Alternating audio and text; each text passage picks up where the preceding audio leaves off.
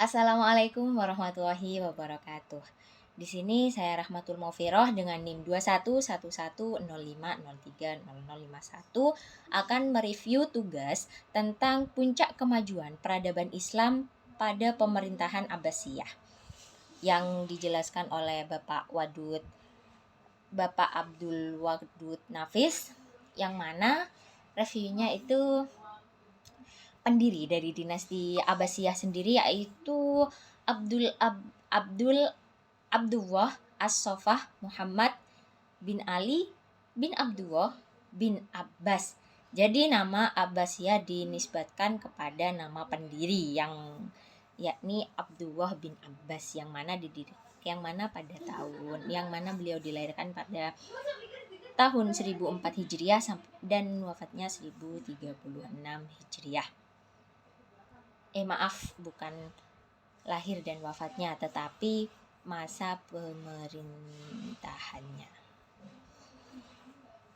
Pendirian dinasti ini dilatar belakangi kaum Abbas merasa lebih berhak memimpin. Jadi kaum Abbas itu kayak kaum Abbas itu lebih berhak untuk memimpin Islam di masa itu. Jadi itu adalah yang melatar belakangi adanya dinasti Abbasiyah.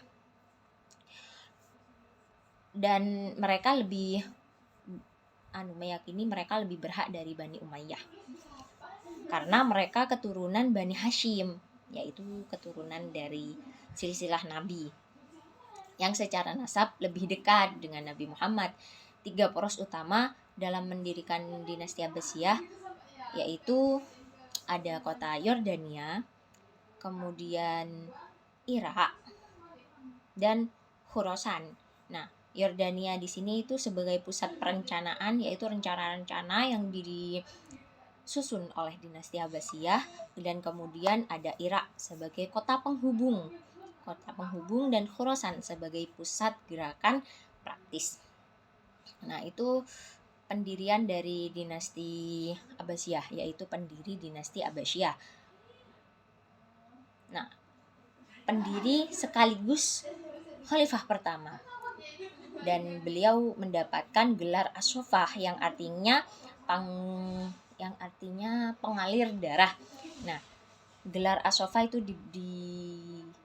diberikan kepada Abdullah bin Abbas karena ia menjadi pengancam bagi orang-orang yang menentangnya. Jadi beliau itu suka mengancam orang-orang yang tidak mau bergabung dalam dinastinya, khususnya Bani Umayyah dan para pengikutnya. Kufah merupakan pusat gerakan Bani Abbasiyah. Jadi di Kufah itu gerakan Bani Abbasiyah itu lebih banyak di sana, yaitu seperti mengancam dari dinasti Umayyah. Selama kepemimpinannya, beliau tidak terlalu fokus menaklukkan daerah lain. Jadi fokusnya bukan pada ekspansi daerah-daerah lain. Tidak seperti halnya dinasti Umayyah pada awal-awal ekspansi, tetapi pada masa dinasti Abbas itu tidak mementingkan ekspansi itu. Nah, kemudian beliau meninggal di Hashimiyah karena sakit. Kemudian ada pada saat kemajuan Abbas itu sendiri, itu pada tahun 762 Hijriah memindahkan ibu kota dari Damaskus ke Hashimiyah. Itu pada saat pemerintahan Abu Ja'far. Jadi ada beberapa khalifah yang menjadi pusat kemajuan, dan kemajuan itu banyak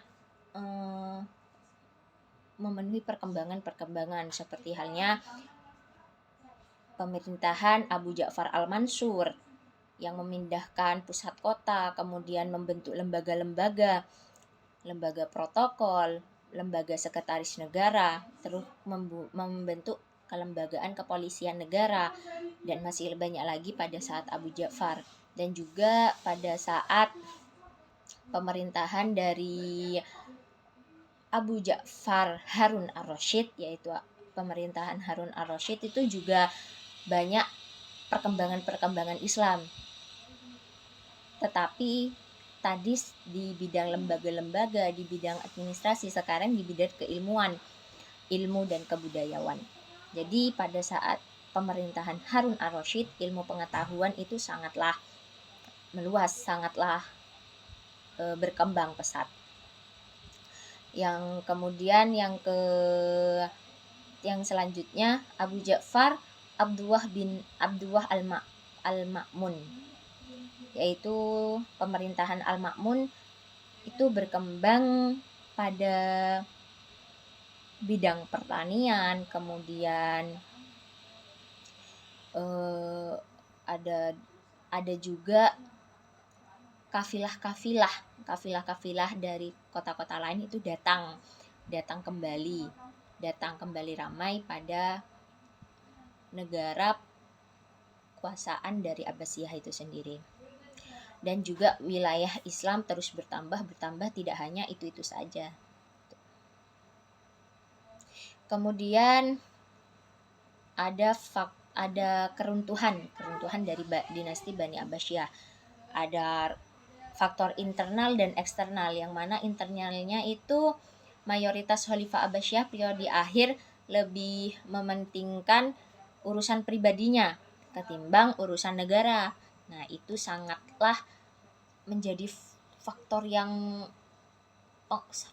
sangat bahaya untuk negara, karena jika kita sebagai pemimpin lebih mementingkan urusan pribadi daripada negara, itu sangatlah tidak baik.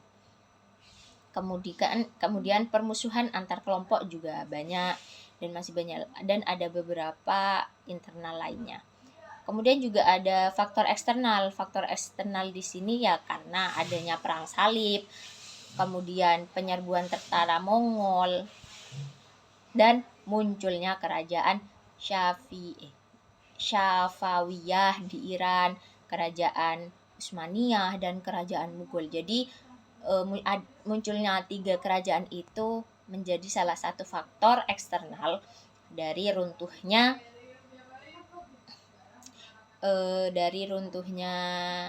dinasti Abbasiyah itu sendiri. Mungkin cukup sekian dari yang dapat saya review. Kurang lebihnya mohon maaf apabila ada kesalahan.